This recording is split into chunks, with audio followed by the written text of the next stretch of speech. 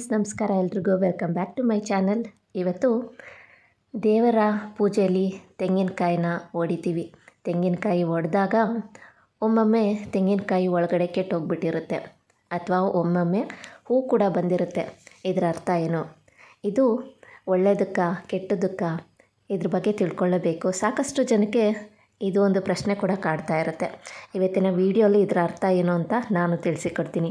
ಅದಕ್ಕೂ ಮುಂಚೆ ಚಾನಲ್ನ ಹೊಸದಾಗಿ ನೋಡ್ತಾ ಇದ್ದರೆ ಸಬ್ಸ್ಕ್ರೈಬ್ ಮಾಡ್ಕೊಳ್ಳಿ. ಹಾಗೆ ಪಕ್ಕದಲ್ಲೇ ಇರುವಂಥ ಬೆಲ್ ಐಕಾನ್ ಮರಿದಲ್ಲೇ ಕ್ಲಿಕ್ ಮಾಡಿ. ಇದರಿಂದ ಹೊಸ ವೀಡಿಯೋಸ್ ಬಂದರೆ ನಿಮಗೆ ನೋಟಿಫಿಕೇಷನ್ ಬರುತ್ತೆ.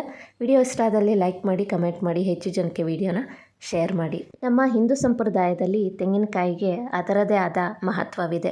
ತುಂಬಾ ಶ್ರೇಷ್ಠವಾದದ್ದು ಅಂತ ಹೇಳ್ತಾರೆ. ಯಾಕೆಂದರೆ ಯಾವುದೇ ಒಂದು ಶುಭ ಕಾರ್ಯಕ್ಕೆ ತೆಂಗಿನಕಾಯಿ ಇಲ್ಲದೆ ಯಾವುದೇ ಒಂದು ಶುಭ ಕಾರ್ಯ ನಡೆಯೋದೇ ಇಲ್ಲ. ಏಕೆಂದರೆ ತೆಂಗಿನಕಾಯಿ ಅನ್ನೋದು ಪೂಜೆಯಲ್ಲಿ ಇರಲೇಬೇಕಾಗುತ್ತೆ. ಪೂಜೆಯ ಪೂರ್ಣ ಫಲ ನಮಗೆ ದೊರೆಯಬೇಕು ಅಂದರೆ ತೆಂಗಿನಕಾಯಿ ಇರಲೇಬೇಕು. ಹಾಗೆ ಪೂಜೆಯಲ್ಲಿ ತೆಂಗಿನಕಾಯಿನ ಒಡಿತಾರೆ. ಒಮ್ಮೊಮ್ಮೆ ಏನಾಗುತ್ತೆ, ಪೂಜೆಗೆ ಇಟ್ಟ ತೆಂಗಿನಕಾಯಿ ಒಡೆದಾಗ ಅದು ಕೆಟ್ಟೋಗುತ್ತೆ. ಅದು ಒಳ್ಳೆಯದಾ ಕೆಟ್ಟದ್ದಾ, ಅಥವಾ ಮುಂದೆ ಏನಾರೋ ಕೆಟ್ಟದ್ದಾಗುತ್ತೆ ಅನ್ನೋವಂಥದ್ದು ಅಲ್ಲಿ ಸೂಚನೆ ಕೊಡ್ತಾ ಇದೆಯಾ ಅನ್ನುವಂಥದ್ದು ಸಾಕಷ್ಟು ಬಾರಿ ನಮಗೆ ಪ್ರಶ್ನೆ ಮೂಡುತ್ತೆ. ಹಾಗಾದರೆ ದೇವರಿಗೆ ಇಟ್ಟಂತಹ ತೆಂಗಿನಕಾಯಿ ಒಡೆದೋಗಿದ್ರೆ ಅಥವಾ ಕೊಳ್ತೋಗಿದ್ರೆ ಇದರ ಅರ್ಥ ಏನು ಅಂತ ಇವತ್ತಿನ ವಿಡಿಯೋಲಿ ತಿಳಿಸಿಕೊಡ್ತೀನಿ. ಹಾಗೆಯೇ ಕೆಲವೊಮ್ಮೆ ಹೂ ಕೂಡ ಸಿಕ್ಕುತ್ತೆ ನಮಗೆ ತೆಂಗಿನಕಾಯಿ ಒಡೆದಾಗ. ಅದರ ಅರ್ಥ ಏನು ಅಂತ ಕೂಡ ನಾನು ಇವಾಗ ತಿಳಿಸಿಕೊಡ್ತೀನಿ. ತೆಂಗಿನಕಾಯಿನ ಶಿವನಿಗೂ ಹೋಲಿಸ್ತಾರೆ, ಲಕ್ಷ್ಮಿಗೂ ಹೋಲಿಸ್ತಾರೆ. ಅದು ಯಾಕೆ ಅಂದರೆ ತೆಂಗಿನಕಾಯಲ್ಲಿ 3 ಕಣ್ಣು ಇರುತ್ತೆ, ನೋಡಿರ್ತೀರಲ್ವ, ಅದಕ್ಕೋಸ್ಕರ ಶಿವನಿಗೆ ಹೋಲಿಸ್ತಾರೆ. ಒಮ್ಮೊಮ್ಮೆ 1 ಕಣ್ಣು ಇರುವಂಥದ್ದು ಕೂಡ ಇರುತ್ತೆ, ಅದನ್ನು ಲಕ್ಷ್ಮಿಗೆ ಹೋಲಿಸ್ತಾರೆ. ಹಾಗಾಗಿ ತೆಂಗಿನಕಾಯಿ ತುಂಬಾ ಶ್ರೇಷ್ಠವಾದದ್ದು. ಹಿಂದೂ ಧರ್ಮದಲ್ಲಿ ದೇವರ ಪೂಜೆ ವೇಳೆ ತೆಂಗಿನಕಾಯಿ ಒಡೆಯುವ ಪದ್ಧತಿ ಇದೆ. ಅನೇಕ ಬಾರಿ ತೆಂಗಿನಕಾಯಿ ಒಡೆದಾಗ ಹಾಳಾಗಿರುತ್ತೆ, ಕೆಟ್ಟೋಗಿರುತ್ತೆ ಅಥವಾ ಕೊಳ್ತೋಗಿರುತ್ತೆ. ಇದು ಅಶುಭ ಫಲ ನೀಡುತ್ತಾ, ಮುಂದೆ ಬರಲಿರುವ ಕಷ್ಟದ ಮುನ್ಸೂಚನೆಯ ಅನ್ನುವಂತಹ ಪ್ರಶ್ನೆ ಸಾಕಷ್ಟು ಕಾಡ್ತಾ ಇರುತ್ತೆ. ಸ್ನೇಹಿತರೆ, ಅಕಸ್ಮಾತ್ ತೆಂಗಿನಕಾಯಿ ಒಡೆದಾಗ ಅದು ಕೊಳ್ತೋಗಿದ್ರೆ ಅದರ ಅರ್ಥ ಏನು ಅಂದರೆ ನಿಮಗೇನಾದರೂ ಕೆಟ್ಟ ದೃಷ್ಟಿ ತಗುಲಿರುತ್ತೆ ಅಂತ ಅಂದ್ಕೊಳ್ಳಿ. ಅದು ಪರಿಹಾರ ಆಗ್ತಾ ಇದೆ ಅಂತ ನೀವು ತಿಳ್ಕೊಬೇಕು. ಹಾಗೆಯೇ ನಿಮ್ಮ ಜೀವನದಲ್ಲಿ ಇರುವಂತಹ ಒಂದು ಕೆಟ್ಟ ಕಾಲ ಏನಿದೆ ಅದು ಕೂಡ ಮುಗೀತಾ ಇದೆ ಅನ್ನುವಂಥದ್ದು ಇದು ಸೂಚಿಸುತ್ತೆ. ಅಂದರೆ ಕೆಟ್ಟ ಸಮಯ ಮುಗಿದು ಒಳ್ಳೆಯ ಕಾಲ ಬರುತ್ತೆ ಅನ್ನುವಂಥದ್ದು ಇದರ ಅರ್ಥ. ಒಡೆದ ತೆಂಗಿನಕಾಯಿ ಹಾಳಾಗಿದ್ದರೂ ಅದನ್ನು ಶುಭ ಅಂತ ಪರಿಗಣಿಸ್ತಾರೆ. ಯಾಕೆಂದರೆ ದೇವರಿಗೆ ನೀವು ಅರ್ಪಣೆ ಮಾಡಿದ ತೆಂಗಿನಕಾಯಿಯನ್ನು ದೇವರು ಸ್ವೀಕರಿಸಿದ್ದಾನೆ ಅಂತಲೇ ಅರ್ಥ. ನಿಮ್ಮ ಪೂಜೆಗೆ ತೃಪ್ತಿಗೊಂಡಿದ್ದಾನೆ ಅನ್ನುವಂಥದ್ದನ್ನು ಇಲ್ಲಿ ತಿಳಿಸುತ್ತೆ. ಹಾಗೆಯೇ ಶೀಘ್ರವಾಗಿ ನಿಮ್ಮೆಲ್ಲ ಆಸೆ ಈಡೇರಲಿದೆ ಅನ್ನುವಂಥದ್ದು ಅರ್ಥ ಕೊಡುತ್ತೆ.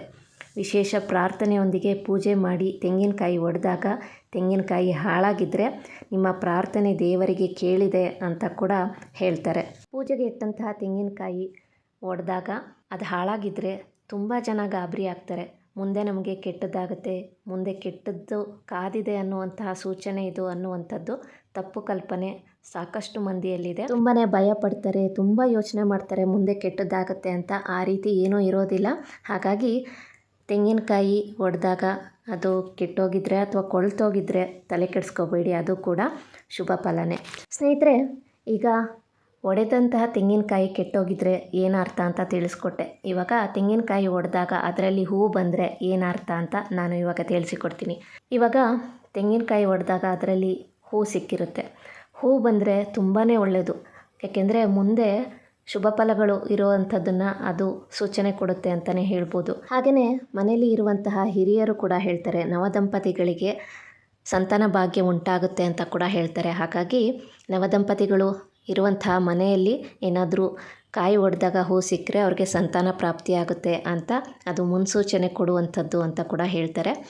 ಹಾಗೆಯೇ ಮುಂದೆ ಏನಾದರೂ ಶುಭ ಫಲಗಳು ಉಂಟಾಗುತ್ತೆ ಅನ್ನುವಂಥದ್ದನ್ನು ಅದು ತೋರಿಸುತ್ತೆ ಅನ್ನುವಂಥದ್ದನ್ನು ಕೂಡ ಹೇಳಲಾಗುತ್ತೆ. ಅಂದರೆ ಮನೆಗೆ ಇನ್ನು ಒಳ್ಳೆಯದೇ ಆಗುತ್ತೆ ಅನ್ನುವಂಥದ್ದು. ತೆಂಗಿನಕಾಯಲ್ಲಿ ಹೂವು ಬಂದರೆ ತುಂಬಾ ಒಳ್ಳೆಯದು, ಅದು ಕೂಡ ಶುಭ ಫಲ ಅಂತ ಪರಿಗಣಿಸಲಾಗುತ್ತೆ. ಸ್ನೇಹಿತರೆ, ಅಂದರೆ ಯಾವುದೇ ಒಂದು ಕೆಲಸ ಮಾಡ್ತಾಯಿದ್ರೆ ಅದು ಸರಾಗವಾಗಿ ಆಗುತ್ತೆ ಅನ್ನುವಂಥದ್ದು ಕೂಡ ನಂಬಿಕೆ ಇದೆ.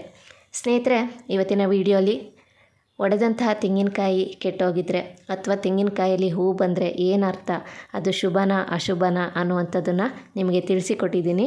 ಈ ವಿಡಿಯೋನ ಹೆಚ್ಚು ಜನಕ್ಕೆ ಶೇರ್ ಮಾಡಿ. ಯಾಕೆಂದರೆ ಇಂತಹ ಒಂದು ವಿಡಿಯೋ ಅವಶ್ಯಕತೆ ಎಲ್ಲರಿಗೂ ಇದ್ದೇ ಇರುತ್ತೆ. ಹಾಗಾಗಿ ಹೇಳ್ತಾ ಇದ್ದೀನಿ. ಇವತ್ತಿನ ವಿಡಿಯೋ ಇಷ್ಟ ಆದಲ್ಲಿ ಲೈಕ್ ಮಾಡಿ, ಕಮೆಂಟ್ ಮಾಡಿ, ಹೆಚ್ಚು ಜನಕ್ಕೆ ವಿಡಿಯೋನ ಶೇರ್ ಮಾಡಿ. Thank you for watching.